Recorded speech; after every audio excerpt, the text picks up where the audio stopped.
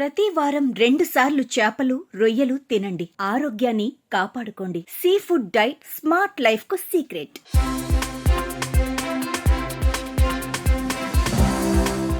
FN వీక్లీకి స్వాగతం. ముందుగా ముఖ్యాంశాలు. భారత రొయ్యల ఎగుమతులకు గ్రీన్ సిగ్నల్ ఇచ్చిన ఆస్ట్రేలియా ప్రభుత్వం. 8 ఏళ్ల తర్వాత ఓపెన్ అవనున్న ఆస్ట్రేలియా మార్కెట్. నెల్లూరులో ఘనంగా జరిగిన షింప్ అవగాహన ర్యాలీ. మన రొయ్య మన మార్కెట్ అనే నినాదంతో అవగాహన ప్రచారం చేసిన నెల్లూరు ఆక్వాకల్చర్ ప్రొఫెషనల్ అసోసియేషన్. సముద్ర వేటలో దారి తప్పి బంగ్లాదేశ్ కోస్ట్ గార్డ్ కి పట్టుబడ్డ 8 మంది విజయనగరం మత్స్యకారులు. మత్స్యకార కుటుంబాలకి భరోసా ఇచ్చిన మంత్రి అచ్చెన్నాయుడు. ఆంధ్రప్రదేశ్ తీర రక్షణకు భారీ ప్రణాళికలను సిద్ధం చేసిన రాష్ట్ర ప్రభుత్వం. 1053 కిలోమీటర్ల తీరం వెంబడి 5 కిలోమీటర్ల వెడల్పుతో గ్రేట్ గ్రీన్ వాల్ ను నిర్మించనున్న ప్రభుత్వం. తెలంగాణ మత్స్య సంఘాల ఎన్నికలపై హైకోర్టు ఆగ్రహం. గడువు ముగిసిన ఎన్నికలు ఎందుకు నిర్వహించలేదని ప్రభుత్వాన్ని నిలదీసిన హైకోర్టు. ఇక ప్రధాన వార్తల్లోకి వెళితే, ఆస్ట్రేలియా ప్రభుత్వం పొట్టుతీయని రొయ్యల ఎగుమతులపై విధించిన పరిమితులను ఎత్తివేసింది. ఈ విషయాన్ని ఆంధ్రప్రదేశ్ మంత్రి నారా లోకేష్ తెలిపారు. తెల్లమచ్చ వైరస్ కారణంగా ఆస్ట్రేలియా ఇంతకాలం ఇండియన్ రొయ్యలపై ఆంక్షలు విధించిన విషయం తెలిసిందే. తాజాగా ఆ పరిమితులను తొలగించి మళ్లీ ఎగుమతులకు అనుమతిచ్చిందని మంత్రి ప్రకటించారు.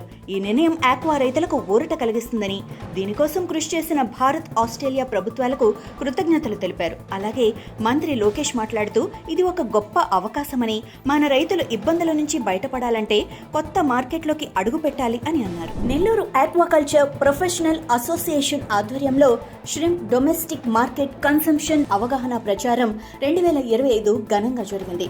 అక్టోబర్ 19న ఉదయం 7 గంటలకు ఏసీ స్టేడియం నుంచి బైక్ ర్యాలీ ప్రారంభమై trunk road, mini bypass, Magunta layout వరకు కొనసాగింది. ర్యాలీలో NAPA అధ్యక్షుడు కె మురళీకృష్ణారావు, ప్రధాన కార్యదర్శి జయబాబు తోట నేతృత్వం వహించారు. ప్రత్యేక అతిథిగా టీడీపీ రాష్ట్ర అధికార ప్రతినిధి ఆనం వెంకటరమణారెడ్డి పాల్గొని దేశీయ మార్కెట్లో రొయ్యల వినియోగాన్ని పెంపొందించే దిశగా చేపట్టిన ఈ ప్రచారాన్ని అభినందించారు. 100 మందికి పైగా సభ్యులు ఆక్వా ఫీడ్ కంపెనీలు ఉత్సాహంగా పాల్గొన్నారు. మన దేశీయ వినియోగం పెరిగితే రైతుల ఆదాయం కూడా పెరుగుతుంది అని నిర్వాహకులు తెలిపారు. తెలంగాణలో మత్స్య సహకార సంఘాల ఎన్నికలు జరపకపోవడంపై హైకోర్టు మరోసారి తీవ్ర అసంతృప్తి వ్యక్తం చేసింది. గడువు ముగిసిన ఎన్నికలు నిర్వహించకపోవడంపై ప్రభుత్వం వివరణ ఇవ్వాలని నిలదీసింది. రాష్ట్రంలోని మిగిలిన 21 జిల్లాల్లో వీలైనంత త్వరగా మత్స్య సంఘాల ఎన్నికలు నిర్వహించాలని హైకోర్టు ఆదేశించింది. అయితే దీంతో కోర్టు ధిక్కరణ కింద ముదిరాజు సంఘం నాయకులు మరోసారి పిటిషన్ వేశారు. ఈ నేపథ్యంలో హైకోర్టు న్యాయమూర్తి మరోసారి విచారణ జరిపి రాష్ట్ర ప్రభుత్వానికి కోర్టు ధిక్కరణ కింద నోటీసులు జారీ చేశారు. ఈ కేసు తదుపరి విచారణ నవంబర్ 14కు వాయిదా వేస్తూ హైకోర్టు ఆదేశాలు జారీ చేసింది. యానంలో అరుదైన పీత వేలంలో భారీ ధర దక్కించుకుంది. గోదావరి నదీ తీరంలోని యానం ఫిష్ మార్కెట్ లో జరిగిన వేలంలో 1/2 కిలో బరువున్న పీతకు 800 ధర లభించింది. వేలం 1500 నుంచి ప్రారంభమై చివరికి స్థానిక మహిళ 800కి కొనుగోలు చేసింది. స్థానిక మత్స్యకారుల ప్రకారం ఇలాంటి అరుదైన పీతలు యానం తీర ప్రాంతంలో చాలా అరుదుగా దొరుకుతాయి. 1 కిలో బరువున్న పీతకు అక్కడి మార్కెట్ లో 3000 వరకు ధర పలుకుతోందని చెబుతున్నారు. ఈ రికార్డు ధరతో యానం మత్స్యకారులు ఆనందం వ్యక్తం చేస్తున్నారు. కామారెడ్డి జిల్లా బాన్సువాడ చెరువుల్లో చేపల వేట హక్కు మత్స్య సహకార సంఘం సభ్యులకే ఉందని ఫిషరీస్ డెవలప్మెంట్ అధికారి డోలీ సింగ్ తెలిపారు. ఇతరులు లేదా దళారులు చేపల వేట చేయడం చట్టవిరుద్ధమని ఆయన స్పష్టం చేశారు. ఈ మేరకు ఆయన విడుదల చేసిన ప్రకటనలో చెరువుల్లో వేట హక్కులను ఇతరులకు అప్పగించడం చట్టవిరుద్ధమని, అలాంటి చర్యలు గమనించిన వెంటనే సంబంధిత సంఘాలపై కఠిన చర్యలు తీసుకుంటామని హెచ్చరించారు. ప్రభుత్వం అందించే ప్రయోజనాలు, సబ్సిడీలు సహకార సంఘం సభ్యులకే వర్తిస్తాయని తెలిపారు. మత్స్యకారులు నేరుగా లబ్ధి పొందాలంటే నిబంధనలు పాటించడం తప్పనిసరిగా ఉండాలని సూచించారు. అనకాపల్లి జిల్లా నక్కపల్లి మండలంలోని సముద్ర తీరంలో ఓ భారీ తిమింగలం తీరానికి కొట్టుకొచ్చి ఆసక్తికర దృశ్యంగా మారింది. నక్కపల్లి, పెద్దరాజయ్యపేట గ్రామాల మధ్య సముద్ర తీరానికి వేటకు వెళ్లిన యువకులు ఈ తిమింగలాన్ని గుర్తించారు. దాదాపు 25 అడుగుల పొడవు, 10 అడుగుల వెడల్పు ఉన్న ఈ భారీ సముద్ర జీవి తీరానికి చేరటంతో స్థానికులు ఆశ్చర్యపోయారు. గ్రామస్తులు పెద్ద సంఖ్యలో తీరానికి చేరుకుని తిమింగలాన్ని ఆసక్తిగా వీక్షించారు. విజయనగరం జిల్లా మత్స్యకారులకు ఎదురైన సంఘటన సముద్ర తీరాల్లో ఆందోళన కలిగించింది. భోగాపురం, పూసపాటిరేగ మండలాలకు చెందిన 8 మంది మత్స్యకారులు చేపల వేట కోసం సముద్రంలోకి బయలుదేరారు. అయితే అక్టోబర్ 14న అర్ధరాత్రి దారి తప్పి బంగ్లాదేశ్ సముద్ర పరిధిలోకి వెళ్లటంతో అక్కడి కోస్ట్ గార్డు వారిని అదుపులోకి తీసుకున్నారు. గుర్తింపు కార్డులు, GPS పరికరాలు చూపించినా వారిని విడుదల చేయలేదు. ప్రస్తుతం వారు బంగ్లాదేశ్ నేవీ కస్టడీలో ఉన్నట్లు సమాచారం. ఈ ఘటనతో వారి కుటుంబాలు తీవ్ర ఆందోళనలో ఉన్నాయి. దీనిపై స్పందించిన మంత్రి అచ్చెన్నాయుడు మాట్లాడుతూ, మత్స్యకారులు మత్స్యకారుల రాక కోసం భారత ప్రభుత్వం విదేశాంగ మంత్రిత్వ శాఖ ద్వారా బంగ్లాదేశ్ అధికారులతో చర్చలు ప్రారంభించిందని, కుటుంబాలు ఆందోళన చెందాల్సిన అవసరం లేదని భరోసా ఇచ్చారు. పశ్చిమ గోదావరి జిల్లాలో తీర ప్రాంత ఆక్వా సాగును నియంత్రణలోకి తెచ్చేందుకు ప్రభుత్వం కీలక నిర్ణయం తీసుకుంది. జిల్లా కలెక్టర్ సిహెచ్ నాగరాణి సూచనల మేరకు ఆక్వా రైతులు అందరూ తమ ఉప్పునీటి చెరువులను ఈ నెలాఖరులోగా కోస్టల్ ఆక్వాకల్చర్ అథారిటీ వద్ద తప్పనిసరిగా నమోదు చేసుకోవాలి అని తెలిపారు. మత్స్యశాఖ, రెవెన్యూ అధికారులతో నిర్వహించిన సమీక్ష సమావేశంలో కలెక్టర్ మాట్లాడుతూ పశ్చిమ గోదావరి జిల్లా కేంద్ర ప్రభుత్వం ద్వారా బ్రాకిష్ వాటర్ ఆక్వాకల్చర్ క్లస్టర్ గా గుర్తించబడిందని తెలిపారు. ప్రస్తుతం జిల్లాలో సుమారు 17,100 ఎకరాల్లో ఆక్వా సాగు జరుగుతోంది. సిఏఏ నిబంధనల ప్రకారం హై టైడ్ లైన్ నుంచి 2 కిలోమీటర్ల దూరంలో మరియు బ్యాక్ వాటర్ నుంచి 200 మీటర్ల దూరంలో ఉన్న చెరువులు రిజిస్ట్రేషన్ కు అర్హత పొందాయి. రిజిస్టర్ అయిన రైతులు మాత్రమే ప్రధానమంత్రి మత్స్య సంపద యోజన వంటి పథకాల ప్రయోజనాలు కూడా పొందగలరని అధికారులు తెలిపారు. పల్నాడు జిల్లా న్యూజిలాండ్ల మండలంలో ఆక్వా సాగు వేగంగా విస్తరిస్తోంది. తక్కువ భూమి ధరలు, సమృద్ధిగా నీటి సౌకర్యం, 24 గంటల విద్యుత్ అందుబాటుతో రైతులు వరి సాగు వదిలి రొయ్యలు, చేపల పెంపకాన్ని ఎంచుకుంటున్నారు. ప్రస్తుతం 1000 ఎకరాలకు పైగా ఆక్వా సాగు జరుగుతోంది. వైరస్ ప్రభావం తక్కువగా ఉండటంతో రైతులు ఏడాదికి 2 నుంచి 3 పంటలు తీసుకుంటున్నారు. కూలీల అవసరం తక్కువగా ఉండటం, బ్యాంకు రుణాలు సులభంగా లభించడం కూడా ఒక పెద్ద కారణం కావచ్చు. ప్రభుత్వం ప్రాసెసింగ్ యూనిట్లు, కోల్డ్ స్టోరేజ్ సదుపాయాలు కల్పిస్తే ఎగుమతులు పెరిగి ఆదాయం రెట్టింపవుతుందని ఆక్వా రైతులు కోరుతున్నారు. తూర్పుగోదావరి జిల్లా కొత్తపల్లిలో మత్స్యకారులు ఆతృతగా ఎదురు చూస్తున్న అమీనాబాదు నూతన ఫిషింగ్ హార్బర్ నిర్మాణం తుది దశకు చేరుకుంది. 370 కోట్ల వ్యయంతో 2021లో ప్రారంభమైన ఈ ప్రాజెక్ట్ మొదటి నిధుల లభ్యతలో సమస్యల వల్ల నిలిచిపోయినా ఇప్పుడు కూటమి ప్రభుత్వం బకాయిలు విడుదల చేయడంతో పనులు వేగంగా సాగుతున్నాయి. ఇప్పటికే 85% పనులు పూర్తయ్యాయి. మరో 3 నెలల్లో హార్బర్ పూర్తిగా అందుబాటులోకి రానుంది.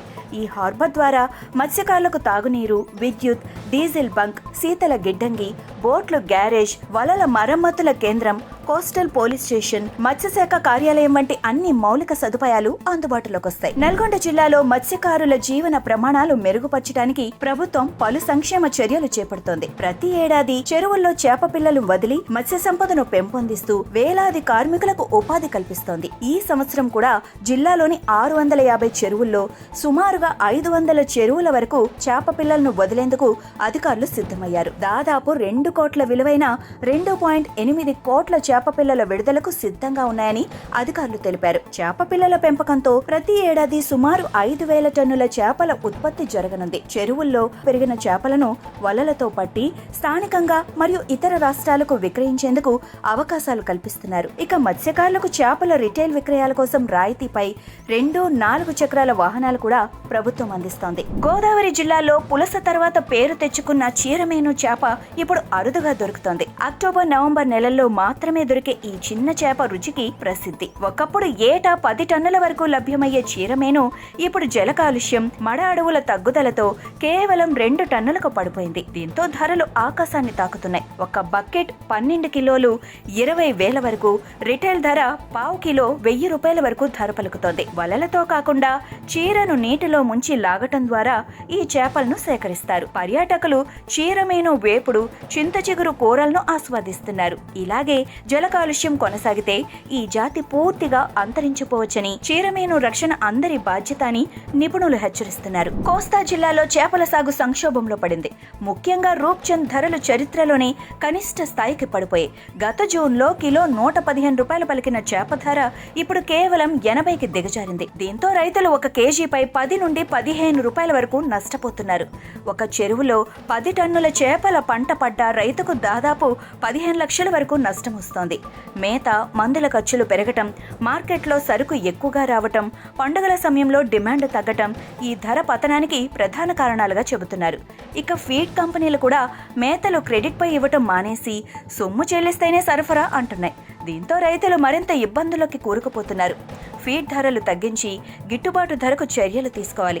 లేని పక్షంలో ఆక్వా రంగం పూర్తిగా దెబ్బతింటుందని రైతులు ప్రభుత్వాన్ని వేడుకుంటున్నారు. గోదావరి నదిలో అరుదుగా లభించే ఆడ పండుగప్ప చేప యానం ఫిష్ మార్కెట్ లో జరిగిన వేలంలో రికార్డు ధర సాధించింది. సుమారు 8 కిలోల బరువున్న ఈ అరుదైన చేపకు వేలం 20,000 నుంచి ప్రారంభమై చివరికి ఒక మహిళ 7,200 రూపాయలకి కొనుగోలు చేసింది. ఈ రకమైన పెద్ద పండుగప్ప చేపలు వర్షాకాలంలో సముద్రంలో మాత్రమే అరుదుగా దొరుకుతాయి. అందుకే వీటికి మార్కెట్లో ప్రత్యేక డిమాండ్ ఉంటుంది. యానాం ఫిష్ మార్కెట్లో ఈ వేలం చూసేందుకు స్థానికులు పెద్ద సంఖ్యలో చేరి ఆసక్తిగా తిలకించారు. ఆంధ్రప్రదేశ్ తీర ప్రాంతాల్లో మత్స్యకారుల జీవనాన్ని రక్షించేందుకు, సముద్ర తుఫాన్ల ప్రభావాన్ని తగ్గించేందుకు ప్రభుత్వం భారీ ప్రణాళిక రూపొందించింది. రాష్ట్రంలోని 1053 కిలోమీటర్ల తీరం వెంబడి 5 కిలోమీటర్ల వెడల్పుతో గ్రేట్ గ్రీన్ వాల్ నిర్మించనుంది. ఇది multi layer green buffer zone లా పనిచేసి తీర ప్రాంత గ్రామాలను తుఫాన్ల నుంచి కాపాడుతుంది. ఈ ప్రాజెక్టు ద్వారా తీర రక్షణతో పాటు మత్స్య వనరుల పెంపు, పర్యావరణ సమతుల్యత సాధ్యమవుతుందని అధికారులు తెలిపారు. దీని ఫలితంగా సుమారు 30 లక్షల మంది మత్స్యకారులకు ప్రత్యక్ష, పరోక్ష ఉపాధి మెరుగుపడుతుందని భావిస్తున్నారు. కేంద్ర పర్యావరణ, సైన్స్ అండ్ టెక్నాలజీ శాఖల సహకారంతో CAMPA మరియు NREGS నిధుల ద్వారా ఈ ప్రాజెక్టులు అమలు చేయనున్నారు. ఇంతటితో FN వీక్లీ సమాప్తం. Follow fishery news Telugu for more updates.